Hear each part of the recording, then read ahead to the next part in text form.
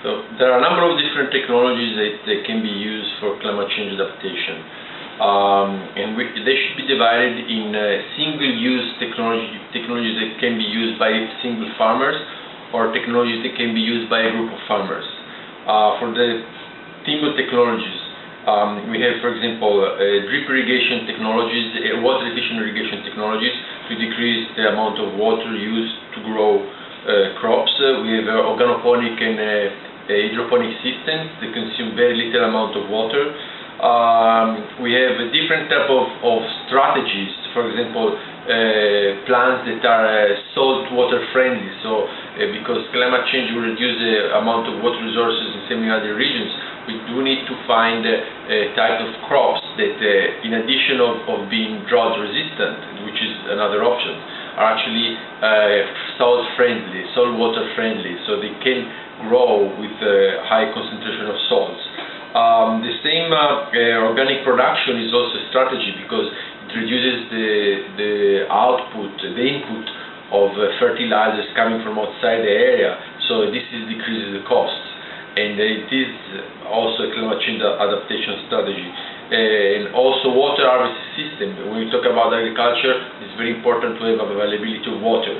So there are a number of water harvest systems like earth dams, water systems, subsurface dams that can be used in the production system. At the end, all these technologies, they are sort of not as powerful if they are combined into a production arrangement system that is climate resilient.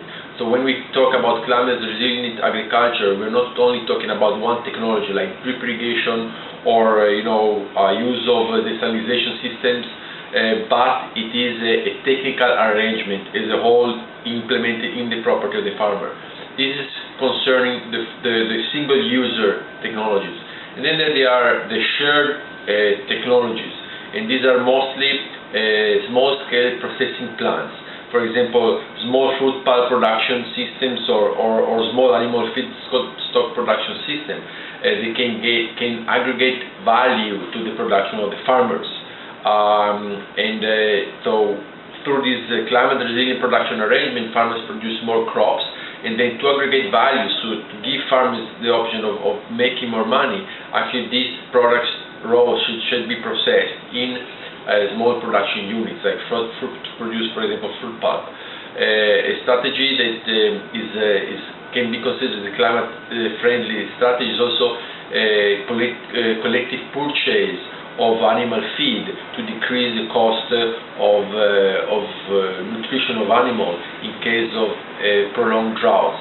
That's also like a climate-friendly technology to decrease the cost and increase the animal nutrition in period of heavy droughts.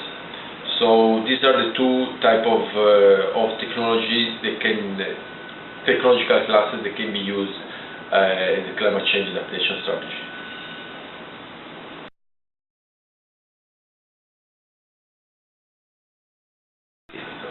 The two production systems, the individual one and the collective one, they should be implemented through a structure in the community, and especially through cooperatives, because cooperatives they do aggregate interest and capacity among farmers to manage projects and outreach a larger number of people and aggregate value to the production of the farmers.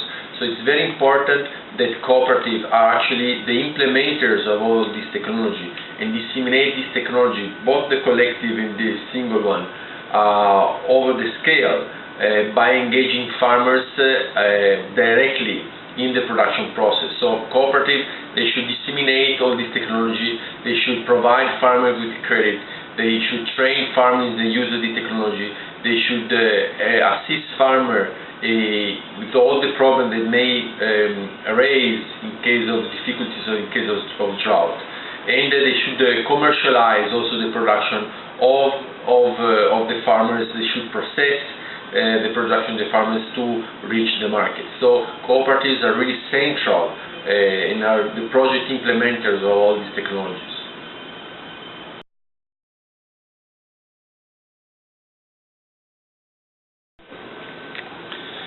The limits of these technologies are directly related to water, to the availability of water. There is no agriculture without water.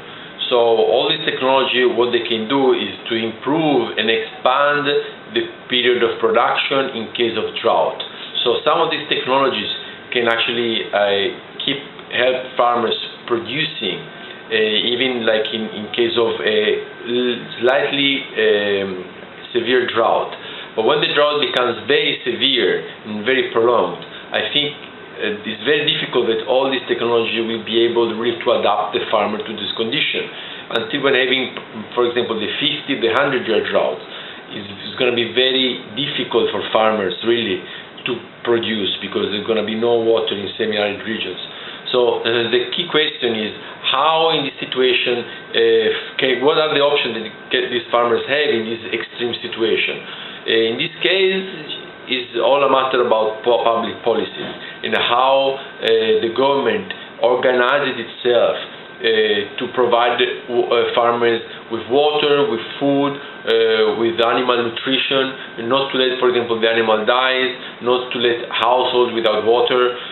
So it's a lot. When we talk about really extreme events, it's a matter of, it's a catastrophic event, so it's a matter about civil defense interventions.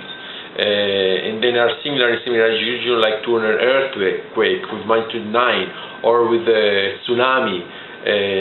These are the sort of disaster that we can compare with when talking about, the 50 or the 100 years drought in semi-arid region, because these are the disasters that happen in this region when we have a prolonged drought. So it's very important the policymakers establish directly links, thinking about this long-term perspective of adapting to the heaviest drought, and asking themselves what are the policies that can be implemented in that specific location to help farmers adapt in case of extreme droughts.